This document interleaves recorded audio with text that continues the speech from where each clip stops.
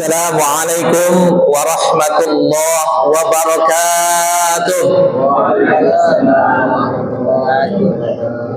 Alhamdulillahilladzi arsala rasulahu bil huda wa dinil haqq liyudhhirahu 'alad dini kullihi wa kafa billahi shahida. Allahumma salli wa sallim ala nabiyyina Muhammad wa ala alihi wa sahbihi ajma'in, amma ba'd. Faqad qala Allah ta'ala fil Qur'anil Karim, a'udzu billahi minasy syaithanir rajim, bismillahir rahmanir rahim. Ya ayyuhalladzina amanu kutiba 'alaikumus shiyam kama kutiba 'alal ladzina min qablikum la'allakum tattaqun. Shadaqallahul azim wa shadaqa rasuluhun nabiyul karim wa nahnu ala dzalika minasy syahidin wasyakirin walhamdulillahi rabbil alamin. Yang sama-sama kita muliakan para tuan guru kasepuhan, wabil khusus Abah Haji Suhadi. Ini kesepuhan kita dan kita doakan mudah-mudahan beliau senantiasa dipanjangkan usianya, disehatkan badannya, selalu bisa memberikan wejangan, nasihat, begitu juga bimbingan kepada kita semuanya. Karena beliau ini lengkap, paket komplit, ya kesepuhan, ya umaro. Jadi sudah sepantasnya kita sebutnya Abah. Abah ini. Yang sama-sama kita hormati, kita muliakan Abah Haji Ubaidillah, juga di sini hadir Abah Haji Heri. Kita doakan sama-sama mudah-mudahan beliau diberikan kesehatan, panjang umur, dan juga yang paling terspesial kepada Ketua DKM Musola Al-Maghfirah. Ini juga sama, mau disebut Abah tapi masih muda ya. Tadinya mau disebut Abah Haji Agus, kayaknya masih muda ini. Om saja, Om Haji Agus. Mudah-mudahan beliau diberikan selalu kesehatan, rezekinya berkah, bisa terus memakmurkan Musola Al-Maghfirah. Karena Bapak Ibu semuanya yang bisa mampu dan dimampukan oleh Allah untuk memakmurkan rumah-rumah Allah, masjid, musola, hanya orang-orang yang beriman. Betul gak? Hanya orang-orang beriman, hanya orang-orang berimanlah yang kuat dan mampu untuk bisa melayani umat, khidmat kepada umat lewat masjid musola, yang mana masjid musola itu merupakan rumahnya Allah Subhanahu wa Ta'ala, tempat kebaikan, tempat kita menghadap kepada Allah Subhanahu wa Ta'ala. Dan tentunya kepada seluruh pengurus DKM Musola Al-Maghfirah, jamaah Bapak dan Ibu yang dimuliakan oleh Allah Subhanahu wa Ta'ala. Ini berdiri penduduk ya.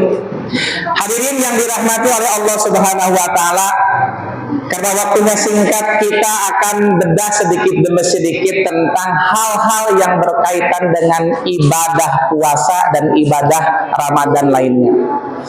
Banyak pertanyaan-pertanyaan dari Bapak dan Ibu semuanya, banyak. Ada yang bertanya gini, Ustadz gimana katanya kalau saya udah kangen nih, kangen pulang mudik dari Kalimantan, pulang ke Jakarta, ketemu istri, sampai rumah pagi hari, mau nunggu malam itu susah sekali. Gimana kira-kira itu? Sedangkan saya musafir, sudah buka di jalan. Apakah boleh main hantam saja? Nah, banyak pertanyaan. Yang kedua ada lagi yang bertanya, Ustadz bagaimana kalau saya lupa puasa? Yang lupa itu bukan puasanya, tapi niatnya. Tiba-tiba subuh lagi lupa puasa niat. Bagaimana puasanya? Sah apa tidak? Ada lagi yang bertanya, Ustadz bagaimana kalau saya berimam pada imam yang cepat taraweh? Allahu Akbar, Allahu Akbar, sami Allahu liman hamidah, Allahu Akbar, Assalamualaikum warahmatullahi wabarakatuh. Bagaimana sedangkan saya kadang-kadang sholat bacaannya itu pelan, belum bisa bacaan panjang. Dan banyak hal-hal lainnya yang berkaitan dengan ibadah saum, ibadah Ramadan, dan ibadah yang lainnya. Baik, kita coba bedah satu persatu. Dimulai dari apa dulu? Dari niat. Bapak Ibu semuanya, kalau kita puasa lupa niat, puasanya puasa wajib seperti bulan Ramadan, itu menurut pendapat Imam Syafi'i di dalam kitab-kitab ini, misalkan Kasyifatus Saja dan lainnya, kalau kita lupa niat di malam hari, tiba-tiba ingat di waktu duha, menurut Imam Syafi'i puasa kita wajib kita ganti di hari yang lain. Kira-kira sering lupa apa kagak? Enggak ya. Bagian kagak tarawih ini masalah ini. Betul tadi.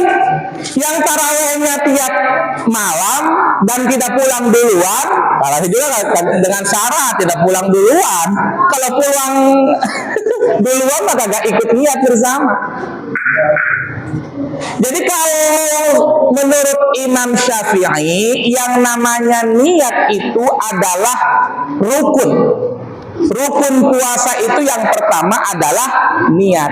Dan niat itu harus ditekadkan di dalam hati di malam hari, bukan di esok harinya. Itu menurut pendapat siapa? Imam Syafi'i. Kira-kira di sini Imam Syafi'i semua kagak? Insya Allah ya, Imam Syafi'i. Makanya setiap selesai tarawih semuanya nawaitu sauma ghadi an'a far roma hadhihi lillahi ta'ala. Itu lafaz. Niat yang sesungguhnya kan harus di dalam hati. Dalam hatinya niat saya puasa besok, bulan puasa apa? Puasa bulan Ramadan. Itu menurut Imam Syafi'i. Tapi ternyata ada imam lain yang memperbolehkan karena puasa itu, Ramadan itu sangat wajib dan niat itu adalah hal yang sangat urgent, penting. Menurut Imam Maliki boleh niat puasa itu digabungkan. Ya apa? Digabungkan 1 bulan penuh. Satu apa? 1 bulan penuh ketika berada di awal Ramadan. Berarti waktu tarawih makanya biasanya kalau imam ada 2 tuh kalau pas awal tarawih ya. Yang pertama nawaitu shauma godin, artinya niat saya puasa godin besok. Ada lagi yang kedua nawaitu shauma syahri, niat saya berpuasa sebulan penuh. Hafal teman. Nawaitu shauma syahri, niat saya berpuasa sebulan penuh di bulan Ramadan. Nah, kalau menurut Imam Maliki cukup niat pertama di malam Ramadan itu, tidak perlu niat lagi. Kalau kita lupa boleh. Cuman pertanyaannya gini, kita ini kan Imam Syafi'i, betul kagak? Berarti kalau Imam Syafi'i tidak boleh niat hanya di awal Ramadan, harus niat setiap malam. Dan kalau lupa maka puasanya wajib diganti. Misalkan nih, kita ingat pagi baru ingat tadi malam saya lupa niat, maka puasa kita wajib kita ganti menurut Imam Syafi'i di lain waktu. Tetapi kita tetap wajib berpuasa di hari itu, tidak boleh batal. Tapi menurut Imam Maliki tetap syah karena niatnya sudah diawali di awal Ramadan. Kira-kira pengalaman kita selama berapa hari nih? 13 hari Pak De ya? Iya. 13 hari puasa Ramadan, kira-kira ada yang lupa kagak niatnya? Hah? Insya Allah enggak ya? Jujur nih, ada yang pernah lupa niat kagak? Niat itu luar biasa itu. Padahal niat itu cuman sedikit lafaznya. Nawaitu shauma ghadin an adai fardis syahri roma hadhihi sanati lillahi ta'ala. Itu tentang niat. Jadi kalau mau main aman, bagaimana di awal Ramadan niat kita shauma ghadin, dibarengkan juga niat kita nawaitu shauma syahri. Khawatir kalau kita suatu hari lupa niat, mudah-mudahan ada yang menanggung bagiannya Imam Maliki. Bagaimana kalau dengan niat puasa sunnah? Kalau niat puasa sunnah boleh. Misalkan Senin Kamis adalah kita puasa Daud, niat di pagi hari, di siang hari masih boleh. Ini khusus untuk puasa yang wajib. Agak sedikit ini ya, mudah-mudah ya. Yang berikutnya, permasalahan berikutnya tentang taraweh. Bagaimana kalau kita taraweh di imam yang cepat bacaannya? Karena zaman sekarang kalau imam bacaannya telat, masalah itu. Ya Pak Dek, masalah imamnya, masalah kemakmumnya. Karena tidak semua orang itu terbiasa dengan berdiri lama. Kalau sekiranya dia Al-Maghfirah ini bacaannya misalkan 1 lembar setiap rakaat, udah mungkin tinggal 1-2 bubar semua jamaahnya. Betul kagak? Nah, pertanyaannya bagaimana kalau kita bermakmum kepada yang gerak cepatnya, sedangkan kita sudah tua, gerakan rukunya lambat dan sebagainya. Hadirin yang dirahmati Allah Subhanahu wa taala, gini. Kalau kita sholat tarawih, kita bermakmum pada imam yang cepat bacaannya, maka sholat kita harus kita prioritaskan kepada rukunnya. Kepada apa? Rukunnya. Rukun sholat apa? Yang pertama, niat, takbiratul ihram. Setelah niat apa? Fatihah. Jangan baca Allahu Akbar doa iftitah, bilangin aja. Kenapa? Karena pasti kalau bakalan keburu.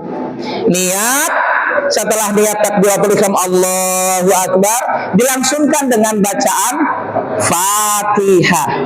Setelah Fatihah nggak usah baca surat. Dan kalau misalkan di rakaat kedua imam itu Bismillahirrahmanirrahim Alhamdulillahirabbil alamin, usahakan kita juga mengikuti baca Al-Fatihah. Karena khawatir pas waladhdallin imamnya bakal baca qul huwallahu ahad. Sedangkan qul huwallahu ahad Allahus samad lam yalid wa lam yulad wa lam yakul lahu kufuwan ahad. Itu baru iyyaka na'budu wa iyyaka nasta'in. Kagak keburu, betul enggak? Maka dari itu solusinya ketika imam baca Fatihah, kita boleh juga membaca Fatihah. Kalau Fatihah kita dapat iyyaka na'budu wa iyyaka nasta'in, imamnya waladhdallin, kita amin, lanjutkan lagi setelah iyyaka na'budu wa iyyaka nasta'in, berarti ihdinas siratal mustaqim sampai selanjutnya. Terus yang berikutnya terkait dengan gerakan. Dalam sholat yang disebut dengan rukun gerakan itu seperti salah satunya adalah ruku. Ruku itu adalah rukun. Ruku itu adalah rukun. Dan di dalam ruku itu harus tumanina. Allahu Akbar. Nah, tumaninah itu kalau bahasa kita itu istirahat berdiam diri. Allahu Akbar. Minimal kurang lebih 3 detik lah. Allahu Akbar. Nah, itu tumaninah namanya. Ruku, tumaninah. Jangan sampai ketika imam cepat kita tidak ada tumaninahnya di dalam ruku. Itu batal sholatnya. Sholatnya apa? Contohnya gini misalkan Allahu Akbar, Allahu Akbar. Nah, ini namanya tidak ada berhenti dulu tumaninah 3 detik lah minimal. Atau seukuran baca subhanallah atau subhana rabbiyal azim. Itu sudah masuk Setelah ruku namanya i'tidal. Bangun dari ruku itu adalah i'tidal. Dalam i'tidal itu gerakan rukun dalam sholat. Makanya kita harus hati-hati. I'tidal ini banyak kecolongan. Ketika i'tidal, sami Allahu liman hamidah. Dalam i'tidal juga ada tumaninah. Maka tidak boleh bergerak tangan dan anggota tubuh kita. Harus berdiam diri minimal 3 detik. Atau dengan ucapan sami Allahu liman hamidah, Rabbana walakal hamd. Itu tidak boleh goyang-goyang tangan. Kebiasaan kita gini, sami Allahu liman hamidah, ya kan? Atau sami Allahu liman hamidah, langsung ruku. Nah, itu syaratnya tidak. Kenapa tidak sah? Karena menghilangkan rukun sholat. Apa rukun sholatnya? Tumanina. Udah manggil? Masya Allah. Alhamdulillahirabbil alamin. Berapa?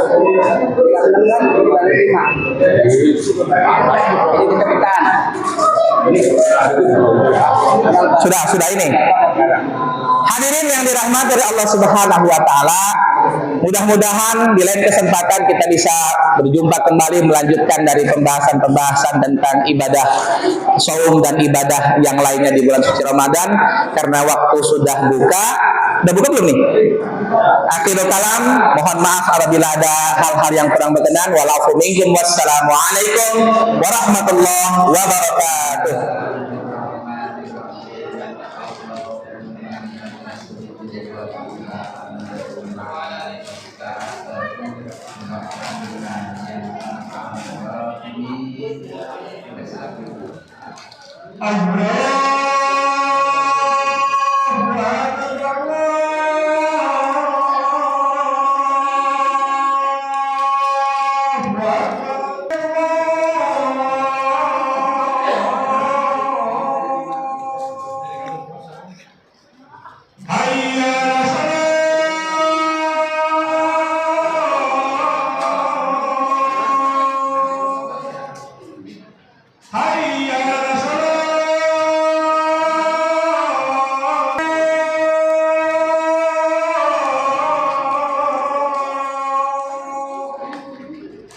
Hayya